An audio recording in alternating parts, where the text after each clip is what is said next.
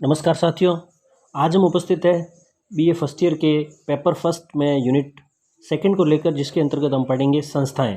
समाजशास्त्र में संस्थाओं से संबंध। समाजशास्त्रीय अर्थ में यदि देखा जाए तो संस्था शब्द का जो सबसे पहली बार प्रयोग किया था, जो सर्वप्रथम प्रयोग संस्था शब्द का, इंस्टीट्यूशन जो वर्ड है, इसका सबसे पहले प्रयोग हर्बर्ट स्पेंसर ने किया है। हालांकि यह प्रश्न कई बार प्रतियोगिता परीक्षाओं में आ चुका है। स्पेंसर के अनुसार संस्था समाज का वह अंग है जिसके माध्यम से समाज के कार्यों को क्रियान्वित किया जाता है। अब समाज के जिन कार्यों को क्रियान्वित किया जाता है उनको संस्था कहा जा सकता है, लेकिन इसके अंतर्गत कुछ विशिष्ट नियम होते हैं और नियमों का एक पूरा ढांचा होता है। जबकि एंडरसन के अनुसार संस्था कुछ आदर्श नियमों का संग्रह है जो हमारी सामाजिक क्रियाओं के प्रमुख पक्षों से संबद्ध होता है। चार्ल्स कूले ने संस्थाओं को अनेक आदर्श नियमों की व्यवस्था माना है। बोगार्ट्स ने एक सामाजिक संस्था समाज की वह संरचना है जिसको सुस्थापित कार्यविधियों द्वारा व्यक्ति की आवश्यकताओं की पूर्ति के लिए संगठित किया जाता है। जी हैमिल्टन ने संस्था का तात्पर्य केवल व्यवहार के स्वीकृत प्रतिमानों से बताया है। जबकि मैकाइवर एवं पेज के अनुसार संस्था को संस्थापित पद्धति के स्वरूपों से परिभाषित किया जाता है। डब्ल्यू.जी. समनर ने संस्था के अंतर्गत अवधारणा, विचार, मत, सिद्धांत, स्वार्थ और संगठन आदि का होना बताया है। अब यदि हम देखें कि संस्थाओं के प्रमुख कार्य क्या है, संस्थाओं के प्रमुख कार्यों के अंतर्गत संस्थाएं किसी न किसी कार्य पूर्ति के लिए ही निर्मित होती है। यह मानवीय आवश्यकताओं की पूर्ति के लिए निर्मित होती है। संस्थाएं मानव व्यवहार पर नियंत्रण रखती है। संस्थाएं मानव व्यवहार को मार्गदर्शित भी करती है। संस्थाएं ही संस्कृति को एक पीढ़ी से दूसरी पीढ़ी में हस्तांतरित करती है। संस्थाओं के माध्यम से समाज में अनुरूपता का व्यवहार उत्पन्न होता है तथा संस्थाएं पद और कार्य प्रदान करती है। संस्थाओं की विशेषताएं यदि हम देखें तो गिलिन एवं गिलिन के अनुसार संस्थाओं की जो विशेषताएं हैं वो निम्न है। सबसे पहली है, संस्था संपूर्ण सांस्कृतिक व्यवस्था की इकाई है। दूसरी है, संस्था स्थायी होती है, चूंकि यह नियमों का एक संकलन होता है, इसलिए यह स्थायी होती है। संस्था का निर्माण एक या अनेक उद्देश्यों को सामने रखकर होता है। संस्थाओं में परंपराओं का अधिक महत्व होता है। प्रत्येक संस्था के कुछ प्रतीक होते हैं। संस्था के प्राकृतिक उपकरण भी होते हैं। यह नियमों, कार्यविधियों, कार्यप्रणालियों की एक व्यवस्था है। इसे समाज विरासत में प्राप्त करता है। चूँकि यह नियमों की एक व्यवस्था है, इसलिए यह अमूर्त होती है। व्यक्ति संस्थाओं का सदस्य नहीं हो सकता, क्योंकि व्यक्ति उन नियमों की पालना करता है, उनका सदस्य नहीं होता है। किसी समाज में अनेक संस्थाएं हो सकती है। यह सामाजिक मान्यता प्राप्त होती है। ये व्यक्ति की आदत में शामिल हो जाती है। यदि हम संस्थाओं के प्रकार की बात करें, अर्थात फंक्शन ऑफ द इंस्टीट्यूट, तो यह संस्कृति की वाहक है। सबसे पहली जो इसका प्रकार है, यह संस्कृति की वाहक है, अर्थात संस्कृति को एक पीढ़ी से दूसरी पीढ़ी में हस्तांतरित करती है। दूसरा है, यह मानवीय व्यवहार की पूर्ति, मानवीय आवश्यकताओं की पूर्ति करती है और व्यवहार को नियंत्रित करती है।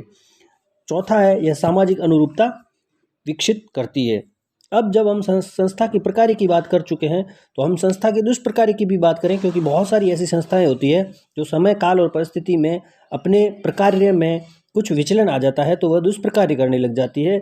इसलिए संस्थाएं सामाजिक प्रगति में भी बाधक बन सकती है। जैसे बाल विवाह है या दहेज प्रथा है, यह समय के साथ अब यह सामाजिक दुष्प्रकार्य बन चुकी है। व्यक्तित्व विकास में बाधक बन जाती है, क्योंकि यह नवीन विचारों को हतोत्साहित करती है।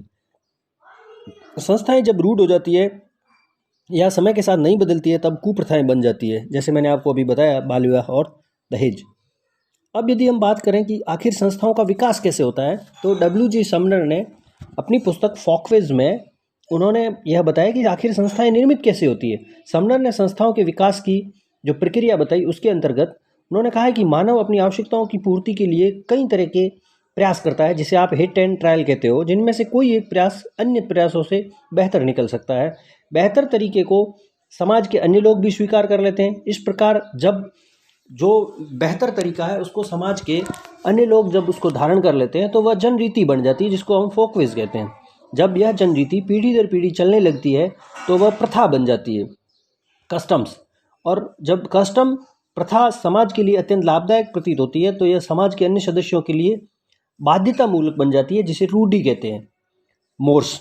जब प्रथाओं में चूँकि प्रथाएं समाज के सभी सदस्यों के लिए लाभदायक होती है, जब उनके साथ बाध्यता जुड़ जाती है तब प्रथाएं रूढ़ियों में बदल जाती है, जिनको इंग्लिश में मोर्स कहते हैं। और जब ये रूढ़ियाँ, ये मोर्स सुरक्षा तथा निरंतरता के लिए जो नियम या प्रक्रियाएं बनाई जाती है वही संस्थाएं कहलाई जाती है।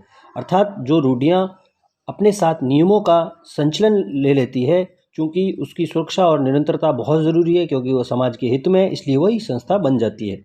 इस प्रकार संस्था का विकास निम्न क्रम में होता है। सबसे पहले जनरीति से प्रथा, प्रथा से रूढ़ि और रूढ़ि से संस्था। इसको आप एक FCMI सूत्र से भी याद रख सकते हैं कि how the institutes develops folkways, custom, mores and then institutes. अब हम बात करें संस्थाओं के प्रकारों की। समनर ने उन्हें 2 प्रकार की बताया है, क्रिएसिव इंस्टीट्यूट्स और इनएक्टेड इंस्टीट्यूट्स। क्रिएसिव इंस्टीट्यूशंस उन्हें कहा है जो स्वजन्मी होती है, सुई जेनेरिस होती है, अर्थात इनका कोई निर्माण नहीं करता बल्कि वे प्राकृतिक रूप से जन्म लेती है, जैसे विवाह या परिवार। इनएक्टेड इंस्टीट्यूशंस में वो संस्थाएं जो मानवीय प्रयासों के नतीजे के फलस्वरूप निर्मित होती है, जैसे बाजार है, अस्पताल है आदि। अब हम बात करें, जो टॉलकट पार्सन्स ने एक अवधारणा दी है संस्थाकरण, इंस्टीट्यूशनलाइजेशन। यह अवधारणा सर्वप्रथम टॉलकट पार्सन्स ने दी है। संस्थाकरण का अर्थ संस्था बनाने की प्रक्रिया है। यह तो स्पष्ट है कि संस्थाएं एक दिन में नहीं बनती। पहले कोई व्यक्ति अपनी किसी आवश्यकता की पूर्ति के लिए उसे शुरू करता है, धीरे धीरे उसके लाभ को देखते हुए इसे अन्य लोग भी स्वीकार करने लगते हैं। जब यह सब लोगों के व्यवहार में आ जाती है तब वह संस्था कही जा सकती है। इस प्रकार संस्थाकरण वह प्रक्रिया है जिसमें कोई सामाजिक व्यवहार बहुसंख्यक लोगों की आदत में नियमित व निरंतर रूप से आने लगता है, यही संस्थाकरण कहलाता है। एक अवधारणा है जो परीक्षा की दृष्टिकोण से महत्वपूर्ण है। यह अवधारणा दी है इरविंग गॉफमैन ने टोटल इंस्टीट्यूशंस करके एक अवधारणा दी है, और यह उन्होंने अपनी पुस्तक अज़लम 1961 में लिखी थी। अज़लम 1961 में इन्होंने यह पुस्तक लिखी, और इस पुस्तक में इन्होंने टोटल इंस्टीट्यूशंस, पूर्ण संस्था की अवधारणा दी। इरविंग गॉफमैन ने जेल तथा पागल खाने को टोटल इंस्टीट्यूशंस कहा है। इन्होंने कहा है कि ये वह समूह है जिसमें समाज से अलग रखकर संगठित तरीके से इनके जीवन की सभी आवश्यकताओं तथा सोना, खाना, खेल, कार्य आदि को एक ही संस्था पूर्ण करती है, इसलिए उसे पूर्ण संस्था कहा जाता है। आधुनिक जो युग के जो रेजिडेंशियल स्कूल है, इनको भी आप टोटल इंस्टीट्यूशंस की श्रेणी में रख सकते हैं। एक अन्य अवधारणा है जो टॉलकट पार्सन्स ने दी है, जिसे उन्होंने द्वितीयक संस्था कहा है।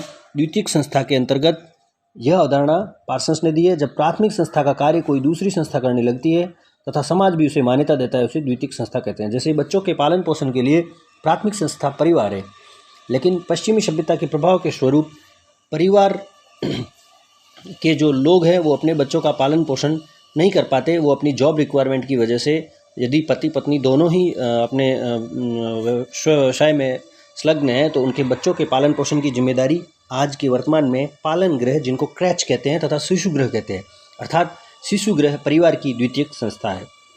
अब यदि हम बात करें संस्था की अन्य परिभाषाओं की, तो कुछ विद्वानों के नामों के साथ हम बात कर सकते हैं। जैसे प्रोफेसर ग्रीन ने अनेक जनरीतियों और रूढ़ियों को संस्थाओं का सहायक कहा है।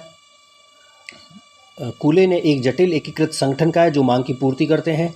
एलवुड ने व्यवहार के अभ्यस्त तरीके को संस्था कहा है। कुछ फैक्ट्स देख सकते हैं जो एग्जाम के दृष्टिकोण से बहुत ही महत्वपूर्ण है। जैसे संस्था सुस्थापित कार्यविधियां हैं, यह कहा है EWH बोगार्ड्स ने। विधियों के स्थापित तरीके अथवा दशाओं को संस्था कहा है मैकाइवर ने, और व्यवहार के अभ्यस्त तरीके कहा है एलवुड ने। धन्यवाद साथियों, आज की इस संस्था की क्लास में इतना ही। आगे हम अगले चैप्टर में पढ़ेंगे। धन्यवाद।